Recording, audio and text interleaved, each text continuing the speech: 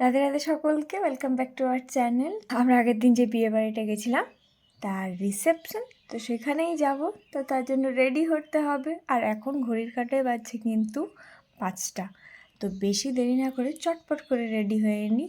আর ও এখনও শুয়ে আছে, তাহলে তুমি একটু পরেই রেডি হবে। ও তাতে রেডি হয়ে করবে কি, কারণ আমারই তো টাইম লাগবে। আমরা এদিক থেকে ডিরেক্ট যাব রিসেপশনের লোকেশনে। তো চলো, আমরা তো রেডি হয়ে গেছি, এবার বেরোনো যাক। কাকারা ওই 7:30 নাগাদ বলছে বেরোবো, তো আমরা ততক্ষণে বেরোই। আশা করছি একসাথেই ঢুকবো। আমাদেরকে কেমন লাগছে জানিও, আর এই যে এনাকেও কেমন লাগছে জানিও। তো চলো যাওয়া যাক নাকি। রাধে রাধে। রাধে রাধে।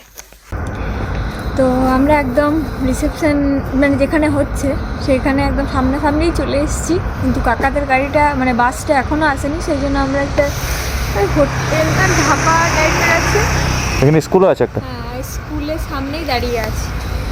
কাকারা এলে কাকাদের সাথে একেবারে বেরিয়ে পড়বো। চারিদিক একেবারে শুনশান, জঙ্গল, অন্ধকার। অনেকটা 2 কিলোমিটার রাস্তা। হ্যাঁ হ্যাঁ, তো বটা 2 কিলোমিটার রাস্তা। যাত্রীর বাস ঢুকছে, এই যে কাউকে দেখতে ওই তো এইটা আছে। আওয়াজ দেন নাকি?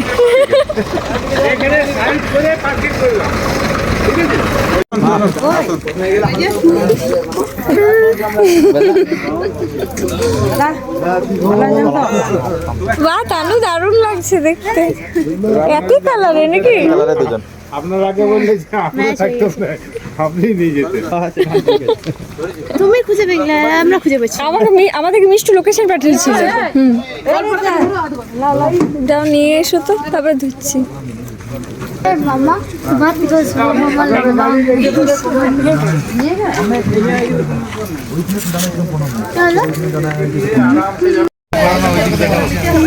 বাইকে দিয়ে শুরু করে দেবো।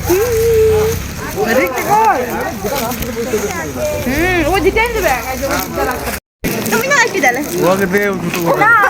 আমি দুটো লিঙ্ক, ওই তিনটে দাও, তুমি একটা নিয়মনি করছো।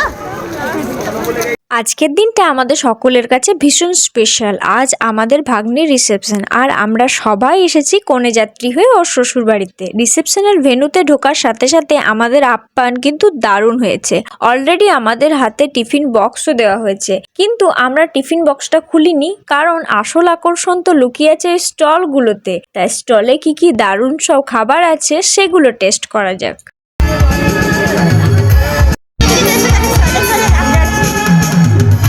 স্টলে আছে জিলিপির সাথে রাবড়ি, বেবিকর্ন চিলি, পকোড়া, ফুচকা, কফি আর আইসক্রিম। আমি ভেবেছিলাম সকলে সুন্দর করে যখন স্টলে খাওয়া দাওয়া করছে করুক, আমি একটু ছোট ছোট ক্লিপ তুলে রাখি, কিন্তু না, প্রথমেই তানু চলে এলো ফুচকা নিয়ে, আর জোর করে আমাকে একটা ফুচকা খাইয়েই ছাড়লো। তারপর চলে এলো ধানু, বললো আমার হাতের বেবিকর্ন চিলি তো খেতেই হবে। কিছুক্ষণ পরে আবারও মা নিয়ে চলে এলো বেবিকর্ন চিলি, সেটাও খেয়ে ফেললাম। স্টলের মধ্যে থাকা প্রত্যেকটা খাবারই ভেবেছিলাম খাবো, কিন্তু না, প্রত্যেকটা খাবার খেতে পারিনি। কয়েকটা ফুচকা খেয়েছিলাম, বেবিকর্ন চিলি আর একটা জিলিপি খেয়েছিলাম। স্টলে খাওয়া দাওয়ার পর সবাই মিলে চলে গেলাম ভাগ্নির সাথে দেখা করতে, আর ওকে অপূর্ব সুন্দর দেখতে লাগছিল। সেখানে সবাই মিলে বেশ কিছু ফটো তুলে নিলাম। তবে অনুষ্ঠান বাড়ির আসল মজা তো সেখানেই, যেখানে পুরো পরিবার একসাথে হয়। পরিবারের সকলে মিলে নিজেদের মতো করে ছবি তুললাম। সত্যি বলতে আমাদের পরিবারের সবাই যখন একসাথে জমাট বাঁধে, তখন সেখানে এক অদ্ভুত সুন্দর মোমেন্ট ক্রিয়েট হয়। অনেক তো হলো ফটো তোলা, জমিয়ে আড্ডা, তবে রাত কিন্তু অনেক হয়ে গেছে। আর দেরি না করে আমরা পরিবারের সকলে মিলে খেতে বসে পড়েছি।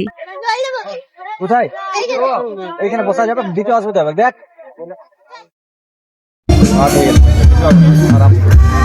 ঠিক আছে।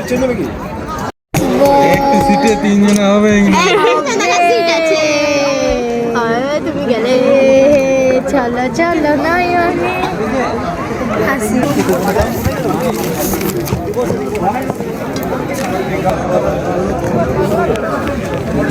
মাসি শাশুড়ি নাকি? মাসি শাশুড়ি। মানুষ হাসি শাশুড়ি ভাবতে পারছি। তুমি কি তাহলে কেন তুমি? আমি শালি। ও আচ্ছা, আদিঘর বালি শালি, আদিঘর বালি। বাবা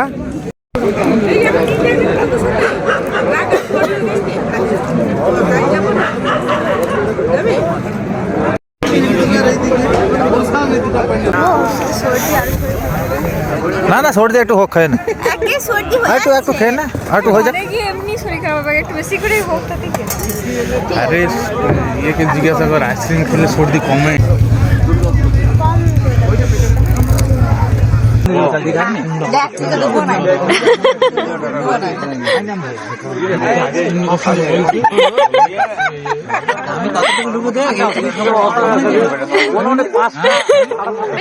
দেখার জন্য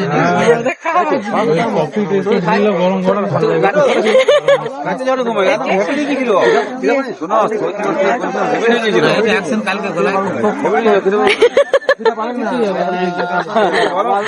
মা আসছি যাবে ওয়াটার বম এমনি খালি লিপস্টিকটা যাবে আসছি যাবেন একসঙ্গে ইয়ে করলে পরে কিন্তু বাসে চলে দিও বাবার এখন করে গাড়ি দেয় বাবার কেউ গাড়ি দিত ও এবারে ওকে বল আর সেই বাসে এখন গাড়িতে আগে পৌঁছ যাবে তো ওইদিকে ভয় ভয় নাই না না ভয়ের কিছু না ঠিক আছে আসছি টাটা টাটা যাবেন আসছি আমরা কাল ঠিক যাচ্ছি ঠিক আচ্ছা কি বলছি চলো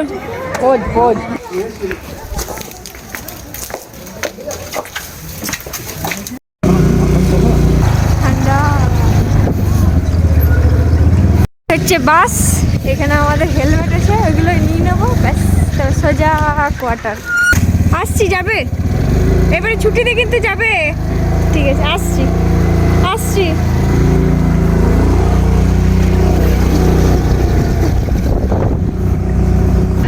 এই তো অবস্থা হ্যাঁ সেই কটা বাজছে 12:30 বাবা রে আমাদের ঘর ঢুকতে অনেক দেরি এই যাবে ঘরটা দেখো কখন ট্রেন ছাড়বে তার কোন এখন বাজছে 1:20 তাই ঘুমোচ্ছে দেখতে গেলে আমরা একমাত্র জেগে আছি এখনো ঘরটা বাগাতে হবে তারপরে শুবো এই হচ্ছে রুমের অবস্থা এগুলো এখন বাগাতে হবে তারপর শুতে পাবো আরে ওরে বিয়ে ঘর বা কোথাও যাওয়া নেই বাবা